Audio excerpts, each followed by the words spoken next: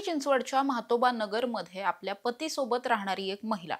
ही महिला अचानकपणे घरात कुणाला काहीही न सांगता घरातून बाहेर पडते. त्यानंतर गायब होते. गायब झाल्याच्या नंतर वाकड पोलीस ठाण्यामध्ये मिसिंगची तक्रारही दाखल केली जाते.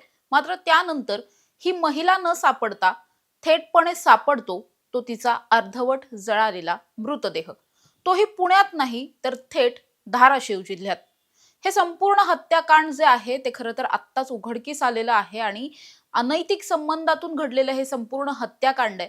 नेमकं ही महिला कोण, कशा पद्धतीने तिची हत्या करण्यात आली आणि पोलिसांनी या संपूर्ण गुन्ह्याचा छडा नेमका कसा लावला, हेच आपण जाणून घेणार आहोत. नमस्कार, मी समृद्धी आणि तुम्ही पाहताय टॉप न्यूज मराठी.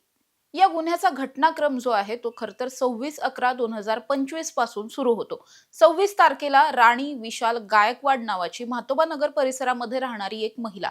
ही महिला अगदी दुपारच्या सुमारास घरातून बाहेर पडली. कुणाला काहीही न सांगता ती गेलेली होती. त्यानंतर ती काही वेळाने घरी परत येईल असं कुटुंबियांना वाटलेलं होतं. मात्र ती घरी परत आलीच नाही. घरी परत आली नसल्यानं तिला संपर्क करण्याचा प्रयत्न केला, मात्र संपर्क होऊ शकला नाही. त्यामुळे अखेर पोलिसांनी या सगळ्यामध्ये जे नातेवाईक आहेत त्यांनी पोलीस ठाणं गाठलं आणि पोलीस स्टेशनमध्ये मिसिंगची तक्रार दाखल केली. रात्री ही संपूर्ण तक्रार दाखल झालेली होती आणि त्यानंतर पोलिसांना मुळात हे प्रकरण थोडंसं किचकट आणि तितकंच गंभीर वाटत होतं. त्यामुळे पोलिसांनी लागलीच याचा सगळाच तपास सुरू केला. ही महिला नेमकी कुठे याचा शोध सुद्धा पोलीस घेत होते. असं सगळं चालू असताना पोलिसांना कुठेही या महिलेचा मृतदेह आढळून येत नव्हता किंवा महिला जर कुठे स्वतःहून गेलेली असेल तर तशा पद्धतीने तिचं कुठलंच लोकेशन सुद्धा पोलिसांना मिळत नव्हतं. ही महिला प्रत्यक्षात कुठेच सापडत नसताना मग पोलिसांनी या सगळ्यामध्ये तांत्रिक तपास करायचं ठरवलं. महिलेच्या मोबाईल नंबरवरून तिचे कॉल डिटेल्स चेक करण्यात आले.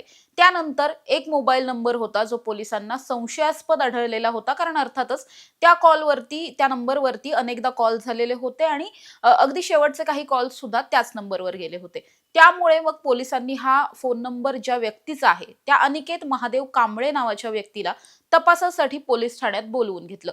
पहिल्यांदा जेव्हा अनिकेत कांबळेकडे या सगळ्याची चौकशी केली तेव्हा त्याने अगदी उडवाउडवीची उत्तरं दिली किंवा त्याच्या दोन उत्तरांमध्ये फारशी विसंगती जी आहे ती पोलिसांना आढळून येत होती. त्यामुळे मग पोलिसांचा संशय आणखी बळावला. पोलिसांनी नंतर काय केलं तर शेवटचा ऑप्शन उरला होता तो म्हणजे पोलिसी खाक्या दाखवणं. पोलिसांनी विश्वासात घेऊन जशा जशा पद्धतीने या अनिकेत कांबळेकडे चौकशी करता येईल त्या सर्व पद्धतींनी चौकशी केली आणि अखेर अनिकेत कांबळे याने संपूर्ण सत्य सांगितलं. मुळात अनिकेत कांबळे आणि या महिलेचे गेल्या अनेक दिवसांपासून अनैतिक संबंध होते. ही महिला विवाहित असून सुद्धा तिचे या अनिकेत कांबळे बरोबर अनेक दिवसांपासून संबंध असल्यामुळे अनेकदा ही महिला अनिकेत कांबळेकडे आपल्याला तुझ्याबरोबर राहायचंय अशा पद्धतीचा तगादा लावायची. अगदी 26 तारखेला सुद्धा असंच घडलं. 26 तारखेला जेव्हा ही महिला आणि अनिकेत हे दोघे जण भेटलेले होते, त्यावेळी सुद्धा या महिलेने अशाच पद्धतीने मला तुझ्यासोबत राहायला यायचंय असा तगादा अनिकेतच्या मागे लावलेला होता आणि वारंवार अशा पद्धतीचा तगादा ती लावत असल्यामुळे अनिकेत कुठेतरी या सगळ्याला कंटाळलेला होता. त्याला या सगळ्यापासून सुटका हवी होती आणि त्यामुळेच त्याने अगदी कोल्ड माइंडनी हा सगळा प्लॅन जो आहे तो आखला.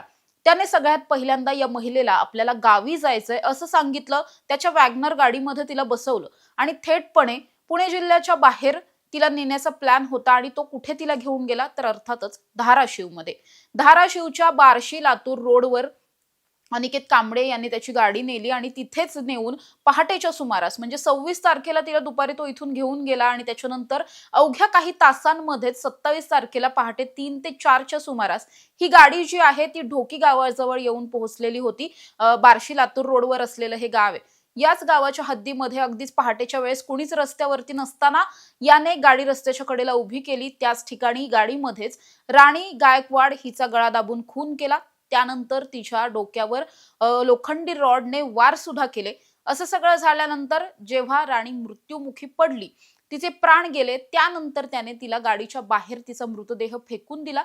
रस्त्याच्या कडेलाच हा मृतदेह फेकला होता आणि पुरावा नष्ट करण्याच्या हेतूने गाडीत असलेलं जे पेट्रोल होतं ते पेट्रोल टाकून हा संपूर्ण मृतदेह जो आहे तो जाळण्याचा प्रयत्न सुद्धा केला. मात्र जेव्हा तो तिथून निघालेला होता त्यावेळी सुद्धा हा मृतदेह जळत होता. हा मृतदेह पूर्ण जळालेला नव्हता.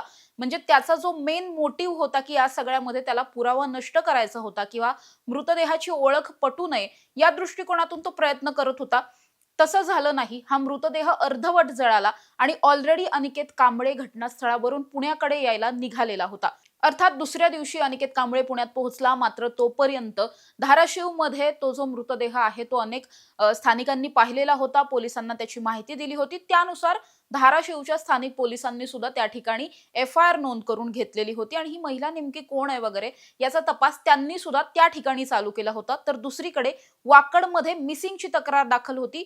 पुणे पोलीस, पिंपरी चिंचवडचे पोलीस खरं तर या सगळ्यामध्ये तो सुद्धा तपास करताना पाहायला मिळत होते. दोन्हीकडे सायमल्टेनियसली हा तपास चालू असताना जेव्हा अनिकेत कांबळे याने त्याच्या या सगळ्या गुन्ह्याचा कबुलीनामा दिला, त्यानंतर पोलिसांनी धाराशिव पोलिसांना संपर्क केला.